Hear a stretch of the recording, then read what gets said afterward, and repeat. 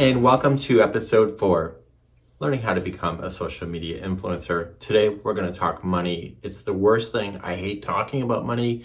I don't want to even think about it. But one of the key elements to this whole ball of wax is being able to control your budget and also where are you going to spend your money. Today, I'm going to talk to you specifically about programming because everybody thinks everything in the world is friggin' free when everything else is not free. However, the way that you set yourself up and the way that you're giving out your content, you can either be free, a paid service, you could have downloads, you could have a lot of great things, but everything costs money at some point. So let's talk about the ugly details of money. So many people I know have started something like this and they have no money in their pocket and they want to use this to make money. It's fine, it's admirable, it's their mission. But the fact is that people who do not spend the time to invest themselves into learning how to do things on their own ends up spending a lot more money than they need to. Because truly, if you're here online watching me right at this moment, you have the power to go onto the search engines and to be able to find the solutions to what you're looking for. Is it always easy? Absolutely not. But eventually you'll find sources that you understand.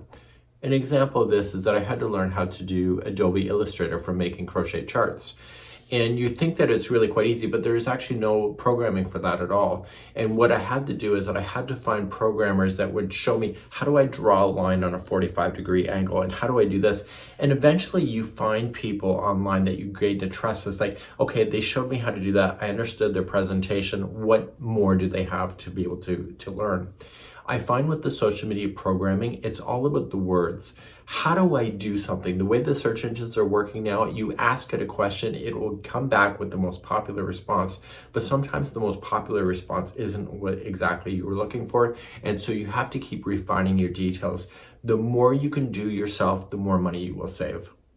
You would not believe, but in the beginning of this whole ball of wax, it was a matter of one click without a verification to delete your YouTube channel. Today, there's a fail-safe in order to make that happen.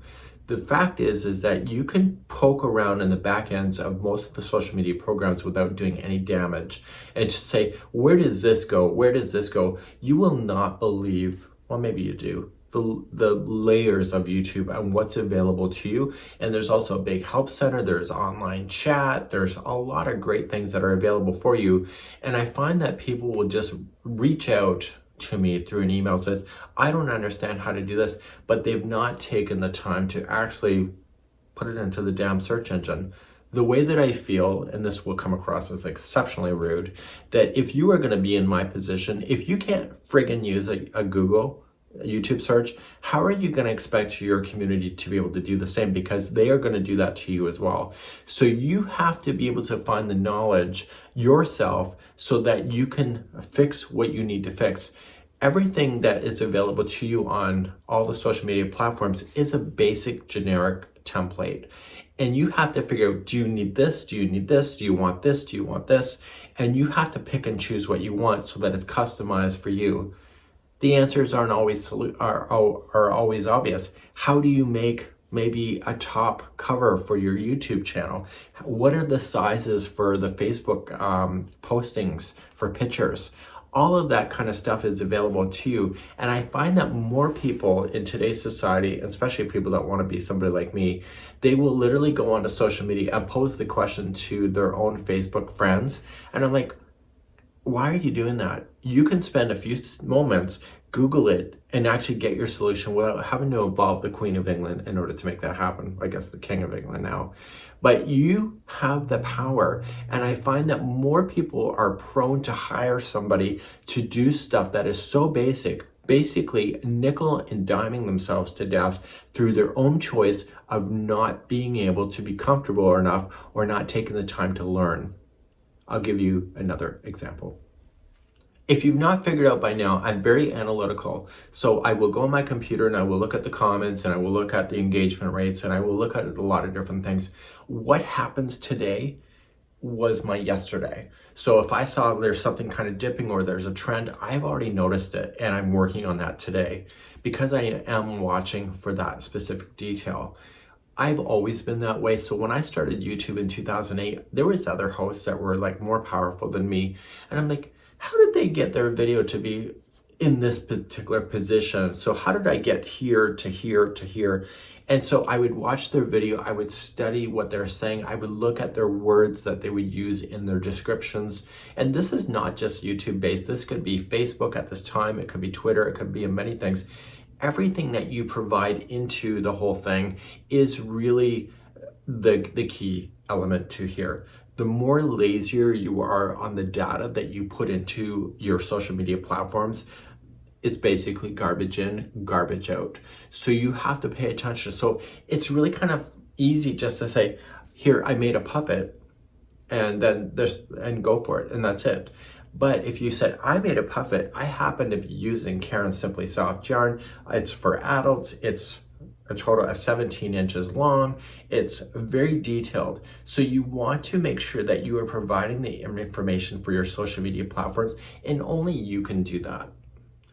There are plenty of companies and people online that are happy to take your money to do the most simplest of tasks that you have the capability of doing yourself.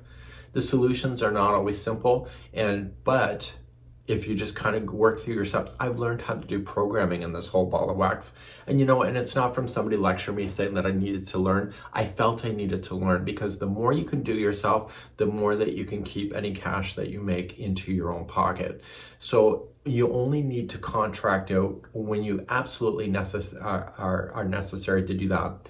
Now, I sat in a meeting once, and this person says, all I want to do is be an influencer, but they don't want to do the work of making the videos. They don't want to write the blogs. They just want to be the face on camera.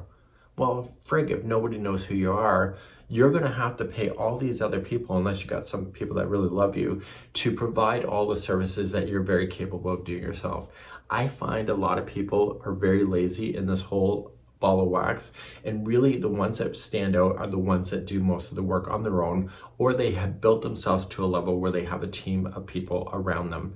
For myself, I have built my team right from almost near the beginning. I realized that I could not do this on my own, but I don't believe that people should work for free either. I think there should be some kind of kickback, whether it's a cash reward or something else, to be able to thank them for helping you out. In the end, big stuff like this almost takes a village in order to run. But the way that you treat your community, the way that you treat people that work with you are also part of it. And people that are online in your own community may have the solutions that you need as well to be able to guide you through your path.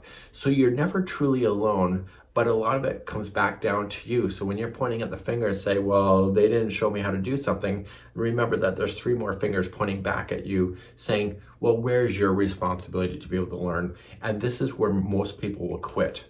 So they will start off and they'll say, God, nobody's watching my stuff. Nobody cares about me. Nobody loves me.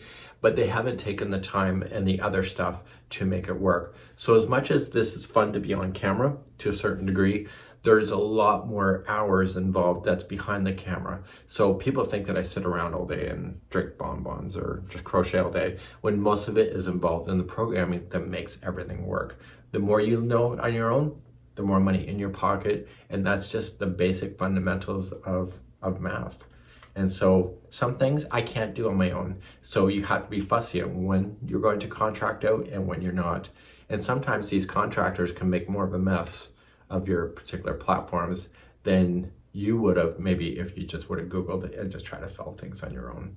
So remember, if you're expecting somebody to do something for you, I think it's in your interest to learn why they're doing it, how they're doing it, and maybe try to do it on your own as much as possible and only contract when you need to. That's just a money savings in the bank.